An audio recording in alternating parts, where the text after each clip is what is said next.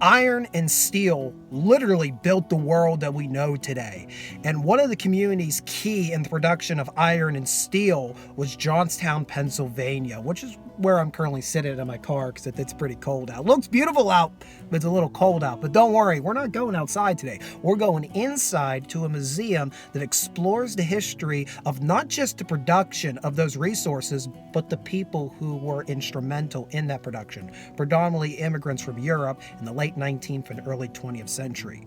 We're here at the Johnstown Heritage Discovery Center, which is a museum that has a soft spot on my heart. I've come several times at a young age, but I've never actually had the chance to explore it on my own. So you're going to get to join me on this experience as we're going to see the world through the lens of immigrants that came to Johnstown and how the production of iron and steel was done here.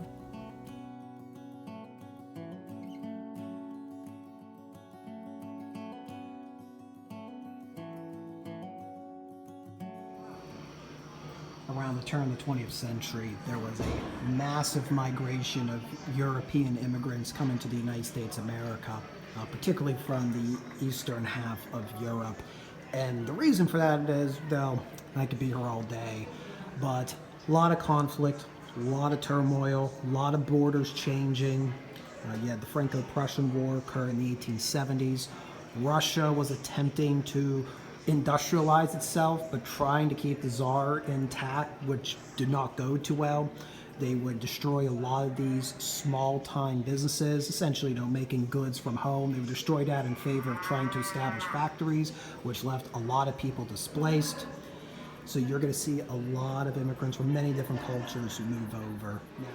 So one of the coolest features when you come and visit the Discovery Center is that you get to choose from one of 8 different composite characters. And they tell their tale of immigration from Europe to the United States, particularly here at Johnstown. In particular, the one I chose is Moshe Rosenbaum. And you're given this card here, and it lists his name, age of 36, his occupation as a shoekeeper, and he's coming over from Russia. And what's interesting is, as you go through the museum, the card will actually interact with these screens. So come forward. it scans in.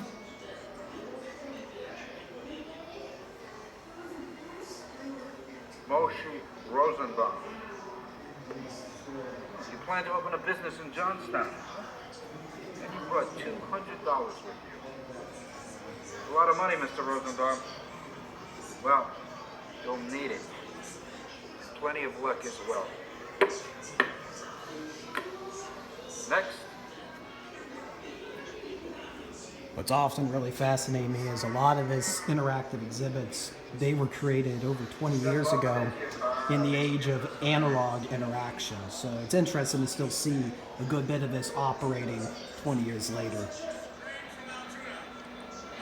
So this replicates stepping off of the Pennsylvania Railroad Station in Johnstown around 1905. The station actually is still standing just a few blocks from where the Discovery Center is in downtown Johnstown. And what's interesting is, as you come through, the characters you have on your cards will appear on the screen. I came to the station to meet my cousin, but I don't see him here. Instead, I see you. Welcome. So you have come here to start a new business, like everybody else, yeah? Just like one. Good. Молодец. You have picked a good place. So many workers in the mills are from Poland and Russia. It's so easy to make them your customers. We speak their language. We know their way. But first I must find a place to live. I must change my money. So many things. Don't worry, we will help you. First, I'll take you to the kosher butcher. He will settle everything. Then we go to Rabbi Kaminsky. You will see how many friends you have. Point you in the right direction. So this map here breaks down all the neighborhoods of Johnstown, and I gotta be honest, I'm quite used to a lot of these names, but I'm sure the viewer who's not from Western Pennsylvania is. So all these different neighborhoods at the turn of the 20th century became different clusters for different social and ethnic groups. And if we were Moshe Rosenbaum here in 1905, we would likely find ourselves in the downtown section. That is where a lot of the Jewish community of Johnstown migrated around the large businesses. Also says here they were also located at the railroad station and would have been located in the neighborhood of Woodvale. This exhibit dealt with all of the sounds you may hear, the various conversations as an immigrant makes their way into Johnstown. This particular panel talks about how children would have reacted, and it says down here, keep a stone in your pocket. Being a new immigrant kid in town wasn't a lot of fun. American children who learned prejudice from their parents were taught how to treat newcomers. Many immigrant children left school because they had to work to help support their families. Those who went to school and the Americans weren't sorry to leave. The T's in a name column made the classroom an unfriendly and frightening place. And keep a stone in your pocket means they quite literally would be making sure to have stones on standby to throw at any immigrant children. And then this talks about the term hunky, which is still a widely used term here in Western Pennsylvania. One of the insulting names that Johnstown adults and children called the new immigrants. Because Americans didn't know enough about the newcomers to understand their differences, they called all immigrants Hungarians or just simply hunkies. And my card is not from Hungary at all, from Russia, in fact. So, it didn't matter. We've been called a hunky regardless. Johnstown's best remembered for its contribution to the steel industry in the United States, but something interesting to note, the National Radiator Company actually set up shop here in the very end of the 19th century. It says here that John Waters, who was actually a plumber from Johnstown, helped to find the Fowler Radiator Company in Norristown, Pennsylvania. 2 years in operation, decided to move it here to Johnstown, particularly the neighborhood of Moxham. And the company changed its name to National Radiator in 1906. Produced a large variety of shapes and sizes of radiators, as well as boilers for residential and commercial use. 1926, a company office was built on 221 Central Avenue. This building is now the Cambria Row Business College. And during the Great Depression, National Radiator bought up 2 local competitors. With these acquisitions, the company added metal powder production and specialized sheet fabrication. As you walk through the Discovery Center, there's a number of period artifacts to kind of tie in the immersive experience. And one of these here is actually a Boss washing machine that was sold here in Johnstown sometime around the early 1900s. This would have kind of been state-of-the-art to have, especially if you're an immigrant moving into one of the lower rung neighborhoods in this area. Instead of just doing it off of the simple washing board, you could do a much larger load with this washing machine. This gives you a cutaway inside boarding houses, which is where many immigrants tended to initially stay when they came to Johnstown and any city in the United States at the turn of the century. There's an interesting statistic down here, and it talks about the death of infants here in Johnstown. Cambria County, which Johnstown sits in, had the highest percentage for mortality rate in Pennsylvania at the time, a 51% death rate amongst ages under 1. And that's in large part due to the unsanitary conditions. Now, of course, we could talk about it being a city, being a steel city with a lot of smog, but there's also the fact that we sit in a very deep valley, so any rain, all that runoff is coming right down all of the side streets, coming through all of these wooden homes. A lot of their flooring was nothing more than wooden planking on dirt, so all of that muck is passing through during any rainstorm. So, Johnstown was set up to be a particularly unsanitary conditions. One of the cool exhibits here at the Discovery Center is that you get to choose, you can see different, how food was involved in social gatherings and different ethnic groups. Right now we have a Slavic wedding cone right now.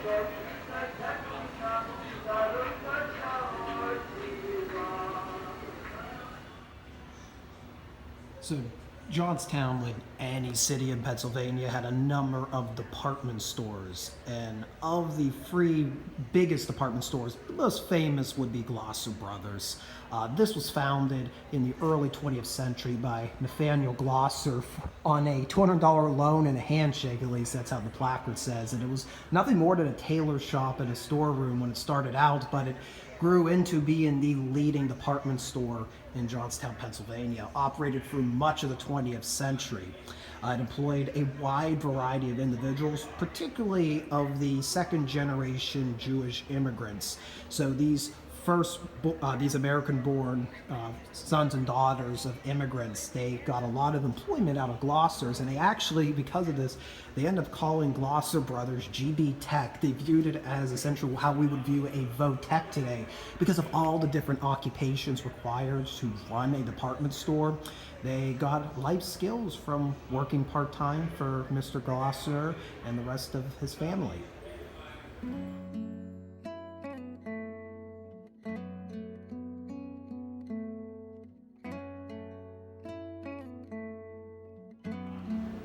So I just discovered that Johnstown actually had a steamship office, which may sound weird because we are in the way into the Allegheny Mountains here, far from any major ocean. But the reason is the steamship office, it was through these ship lines how money was transmitted back across the ocean. So if somebody, for instance, like Mr. Rosenbaum here, was here producing shoes and wanted to send the money back home to his family in Russia, well, he would have to go to the steamship office and wire that money through the shipping lines, such as Cunard here. And interestingly note, this poster for Cunard Line has the RMS Lusitania depicted on it, which, if you're familiar with the Lusitania, you know that this ship here kind of got the United States almost, I should say, almost involved in World War I in 1915.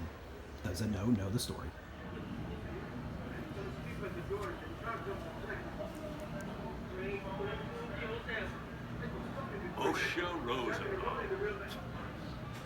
Another one up here where you don't belong. You know you belong downtown, don't you? You got your Hebrew shops there to work in. The rest of us got the mills and the mines. That's the way it works. Works good even. You know that already. Well, if you know that you have no business here, then I guess you got no business being here. You get my drift?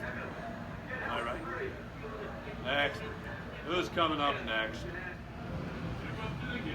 We're no strangers to mine accidents on Redoubt Productions, and of course, a considerable portion of immigrants that came to Johnstown were employed in mines bringing coal to the Cambria Iron Works, later the Bethlehem Steel Corporation.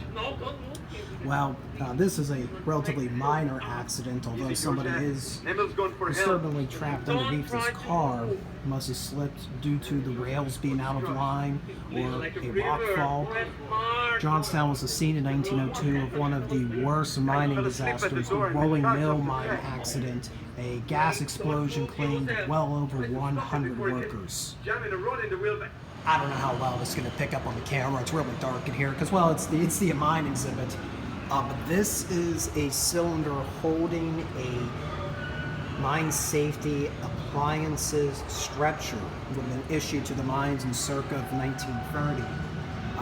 One of the ways they attempted to improve mining in that period, not much of an upgrade, doesn't really stop the rocks from falling on your head, but I love old mining memorabilia, so getting to see this on display is very awesome.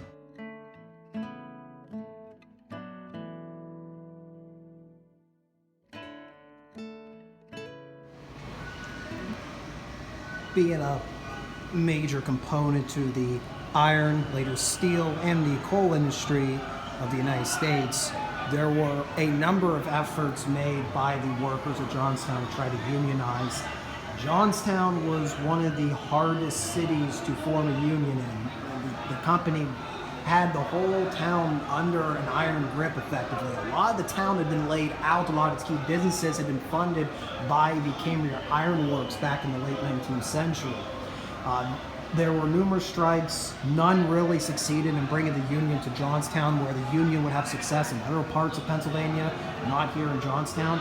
It wasn't until 1942, during the Second World War, when a strike was threatened and the United States government could not afford all of their workers leaving when steel was a necessity in fighting the Second World War, that an element of the Union came to these mills.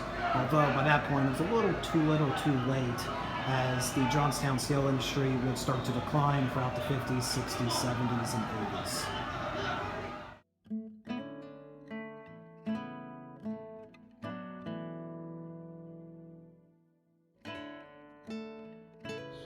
This is pretty interesting. This is a book about American citizenship published by the Bethlehem Steel Company in, well, originally in Bethlehem, Pennsylvania, but one of their main factories was actually here in Johnstown. They absorbed the Cambria Iron Works.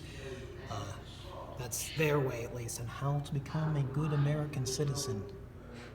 Of course, Johnstown was key to the Second World War effort in the United States, and not just because of the steel industry, but in large part because of a certain individual, Sergeant Michael Strank.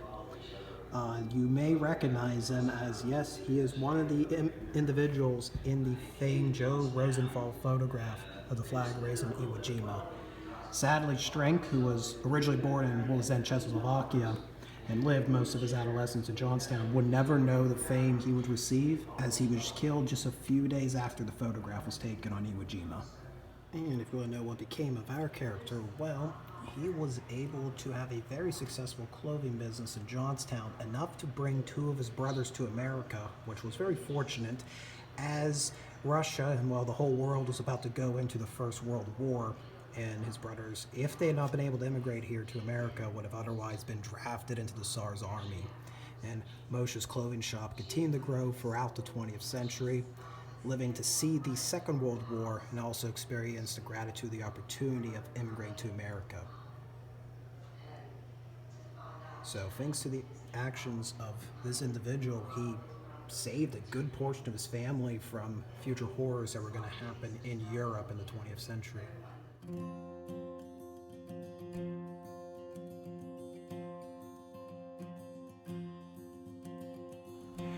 All right, so we saw a little bit into the lives of the people that ran the mills or contributed to the people running the mills. Let's actually go in and learn about the mills themselves, because in addition to having the Immigrant Experience, the Discovery Center has a wonderful exhibit about the iron and later steelmaking industry in Johnstown.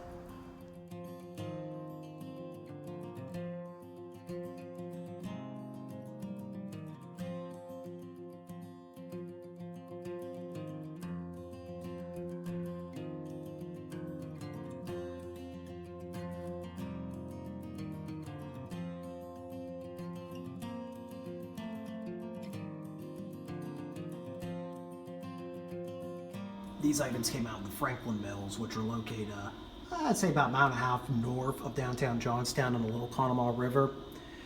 These made different metal plates, and this breaks down the different terminology. Thin plates are known as skin plates, and you can see how thin as skin as they are, and the thicker you get. The thicker plates, they're known as burners. Pitchers like this would be used to dump what they would effectively call mud over the trundle holes of the coke ovens. And once more, if you don't know what a coke oven is, essentially it's what bakes coal down into coke, which is a byproduct needed to produce steel. So these would go over the top to seal the ovens and allow them to superheat. This particular one appears to be owned by W.H. George, who was the last superintendent of the Franklin Coke Plant in 1982. And over here, they actually have some of the last coke that came out of that plant.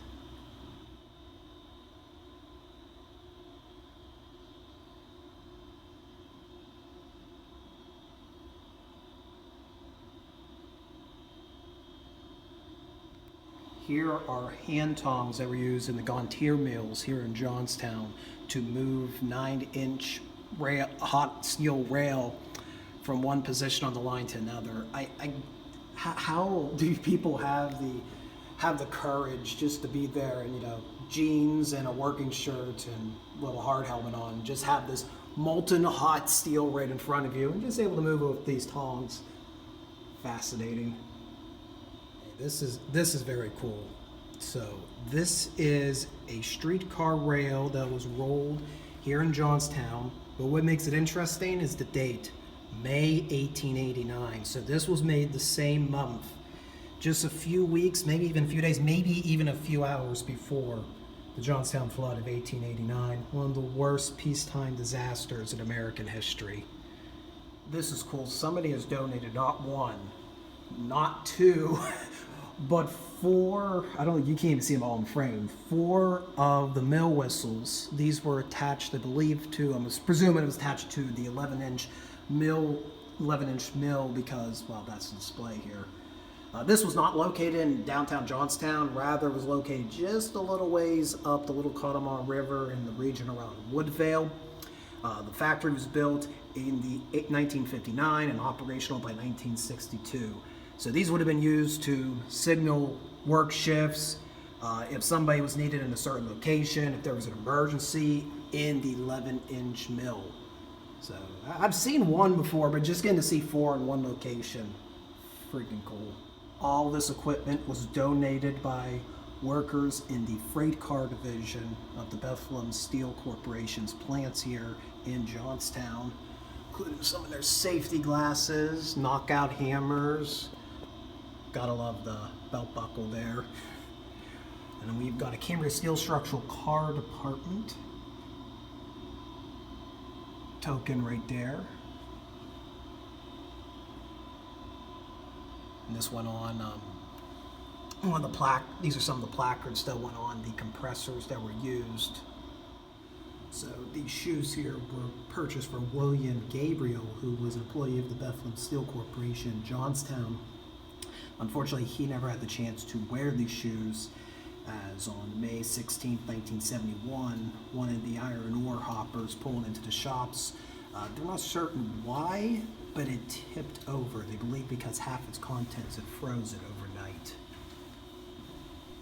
These are a few mementos from the Conemaugh and Blacklick Railroad. Now, this was a short line that connected all of the mill buildings in the Johnstown area, shifting over raw resources and later the finished product. And the Conemaugh and Blacklick is still in operation today and is still functioning as a short line shifting goods between small businesses in the Johnstown area. And these down here are wooden patterns that would be used to make molds that then can be used to cast their steel counterparts that are meant to go to market. There was actually a few of these on display in the Discovery Center's Immigrant Experience, and we actually got to see a few of these a few years back on an edition of Artifact Highlight. The Westmoreland County Historical Society had an entire woodworking display, and it included a lot of wooden patterns. One of the products that isn't directly thought of when we think about iron and steel production, and actually this is still made in Johnstown in a small capacity, is wire. Now obviously wire is important for a number of things, but one particular thing, your car. And I love this little advert down here about all the different ways wires made in the Bethlehem plants of Johnstown find the way into your car, at least the cars of the 20th century. From heater hose wire to your seat assembly. One of the important reasons why you need a rod and wire mill in a steel plant. So this finishing mill stand was in the 8-inch rolling mill in the Gontier division of Bethlehem Steel in Johnstown. This is the oldest surviving mill stand from the Johnstown plants, and this finishing mill was used to create an interesting product. It was used to create the sled runners. For sleds for children to ride on.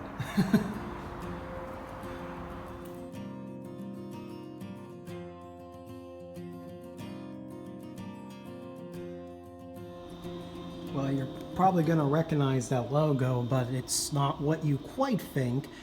This is a stencil to blast paint onto a freight car here for Bethlehem Steel that was built in the plants here in Johnstown. Now, the Steel Mark logo is indeed the logo used by the Pittsburgh Steelers, but it was not created for the Steelers. The Steel Mark was created back in the 1950s by U.S. Steel and is now used by the American Iron and Steel Institute to champion the values of American-produced steel. So you'll see it used in a number of promotional material to this day. The Pittsburgh Steelers are in a working agreement with the American Iron and Steel Institute to keep using it.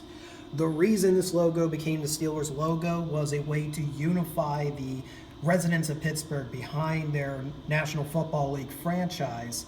In 1962, oddly enough, it was a Cleveland steel plant advised the Rooney family in using the Steel Mark on the helmets of the Steeler team, and that became the winningest season for the Steelers, at least up till that point. The Steelers did not have a good record, and the Steel Mark logo has been used ever since, albeit slightly modified.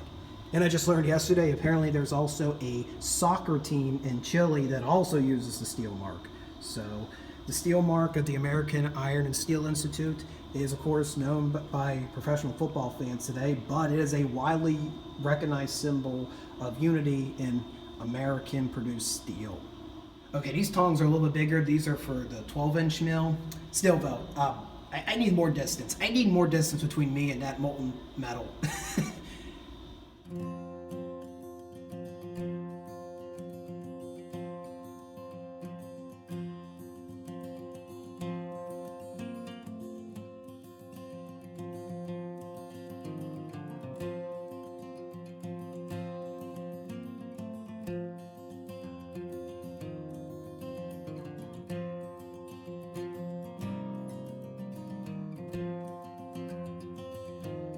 That's going to conclude this visit to the Johnstown Heritage Discovery Center. If you ever get the chance to visit, I highly recommend. It's technically in the neighborhood known as Cambria City, so on the west side of downtown Johnstown. And they have a wide variety of exhibits to explore to tell the history of the immigrant experience in the United States in the turn of the 20th century, as well as the iron and steel making industries that quite literally built not just the United States of America, but much of the world. Well, if you enjoyed this video, be sure to hit the like button down below. Let me know in the comments section if there's anything that you learned you did not know previously. I know I have learned some new stuff. Or if there's a detail about the stories that you would like to add. If you want to follow us on future adventures like this, be sure to subscribe here to Readout Productions, both here on the TubeU and on the Rumble. We also got hate book pages. We got a Twitter page. I had to do that because I had to do a meme with some Confederates. Long story. So I'd appreciate if you follow me for all of our social media outlets. And if you want to go the extra mile in support of me, you can buy me a cup of coffee. The link is in the description below. And we do have a membership program through Ko-fi. We call that the Garrison. And it's a small fee, small monthly fee. You get to join the Garrison here at Readout Productions, and you get to help support me on these travels. Thank you for watching. We'll see you next time.